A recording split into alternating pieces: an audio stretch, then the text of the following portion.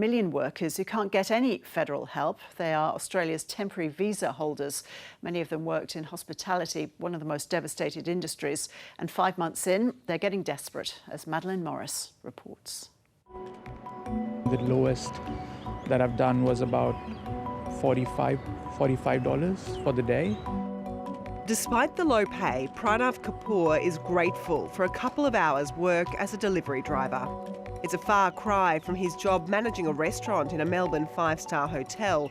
But since he was stood down in March, he's earned nothing. And because he's on a graduate visa, he can't get government help. We pay taxes here, we contribute to the economy. When the news broke out that there is going to be no support at all, it did break my heart a lot. Hey guys, so this is my flat. This is where I've been for the past 4 months since I've been stood down. Clément Desmarais is in the same position. He's worked here for 10 years and is on a sponsored visa.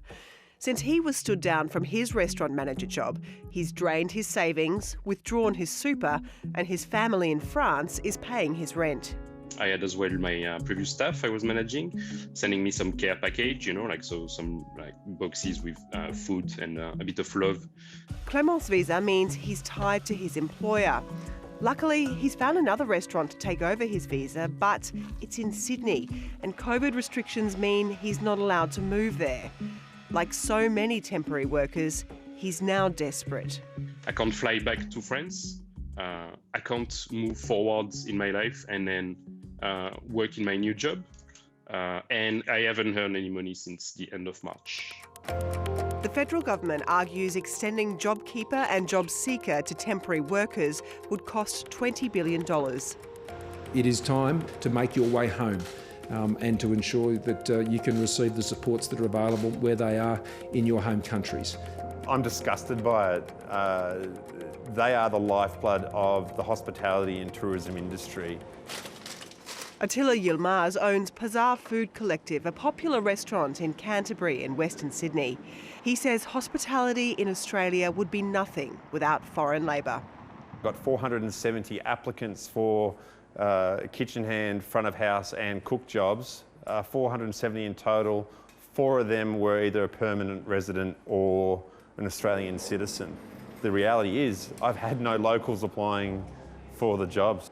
Migrant workers are essentially the Mexicans of Australia, and the hospitality industry has such a reliance on overseas foreign nationals. And as soon as COVID's hit, the government's essentially turned its back on this group, which is in my view, it's just not right.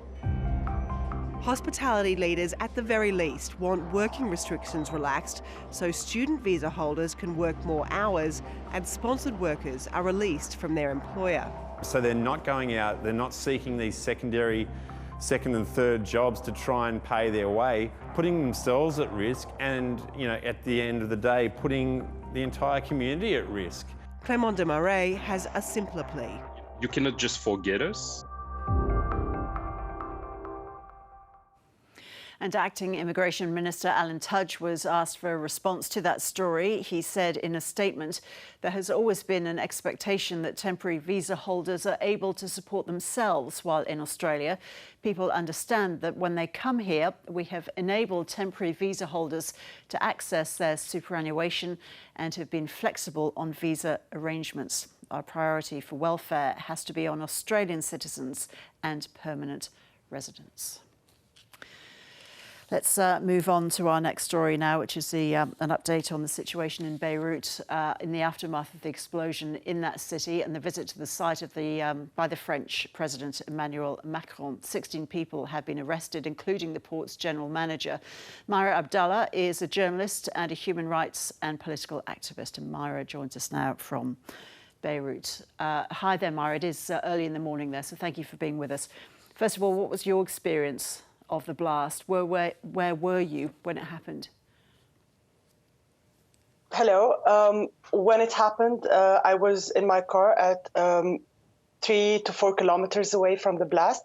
But the second it happened, we felt like we were in the neighborhood where the blast happened. And then when we started to report it, we just realized that it was a huge blast. It was not a small one, because at the very first moment we were talking to friends, and everyone said that the blast happened in a different spot in Beirut, at 2 to 3 kilometers away from each other. So at the very first beginning, we thought that this was a coordinated attack, and these were different bombs in the city. And then half an hour later, we realized that it was too big. It was just a big explosion. Were you injured? Are you okay? No, I'm okay. I'm safe. Good. So what's your reaction then to this latest news that 16 people have now been arrested in connection to the blast? It's good that we're seeing something moving forward in this, but we're concerned that only the people who will be blamed for this are not the main people who caused it. For example, the general manager of the customs is one of the people investigating this attack, this explosion. And he's one of the people who are blamed, because we have a lot of investigative reports against him that say that he's involved and he is responsible of this.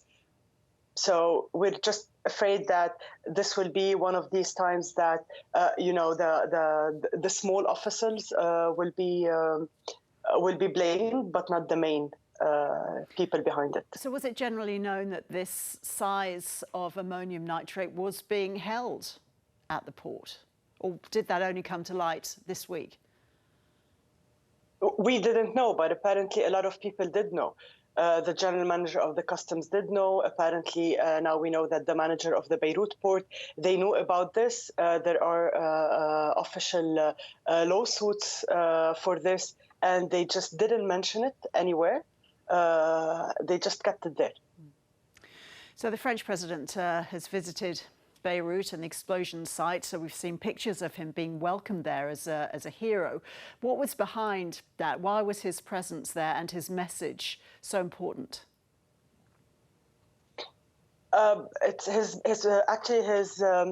visit is just like every time anything happens in Lebanon. France is one of the countries that always supports Lebanon, and the president always usually visits in these times.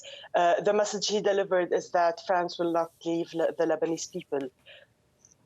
But our concern was, again, that all these donations will be received by the government and then will be at the very better mishandled, if not stolen. And Myra, it has been a couple of days now since the explosion. What is life like in Beirut today? It's I don't know, I can't describe it, because we still didn't process what happened, especially that we didn't see any help from the government to pick up the pieces of the city, to help the homeless families. We have nearly 300,000 persons who lost their homes. We didn't see any reaction from the government, so we didn't have time to grieve. We didn't have time to process what happened. We just had to, pick up our brooms and shovels and just go to the streets and help those in need. Have you lost loved ones in the blast? Thankfully, no. Okay. Myra Abdallah, thank you so much for being with us. Thank you. Australia will soon have a new Special Forces commander as elite soldiers brace for the fallout of a long-running war crimes inquiry. Defence correspondent Andrew Green joins us now. Hi, Andrew. So what is Special Forces Command and what's happening with it? Ros, since 2003, the Special Forces Command has had responsibility for Australia's elite fighting units. We're talking specifically of the Special Air Services Regiment and the Commando Regiments.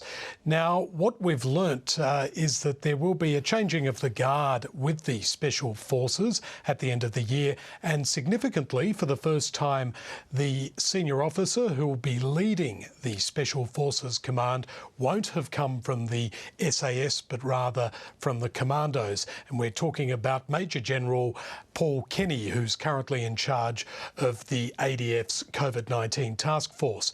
And this appointment comes at a very crucial time for Special Forces. We know that the long-running inquiry into alleged war crimes in Afghanistan is coming to a close. So the entire defence community is watching this very carefully and waiting and bracing for those findings to be handed to the Chief of Defence. So is this something of a cultural shift for elite soldiers? It's being seen that way inside the defence community. As I say, there have been members of the SAS who've led and commanded the Special Forces generally, but this is somewhat of a departure now that we're having a senior officer who's come through the commando ranks. Having said that, the Special Forces generally have been under the microscope, and we know that the long-running inquiry by Justice Paul Brereton, being run with the Inspector General of the Defence Force, has examined the conduct of not only the SAS but also the commandos in that long-running engagement in Afghanistan, and has uncovered numerous incidents of alleged war crimes. And just finally, what is the latest on the war crimes inquiry that's about to report, Andrew? Today, the Defence Minister, speaking at a webinar, an address with the Australian Strategic Policy Institute, has indicated that that report is in its final stages and it can be expected to be completed within weeks. And Linda Reynolds has also warned the Australian public that the findings are likely to be uncomfortable reading. So we can certainly expect that that will wrap up shortly.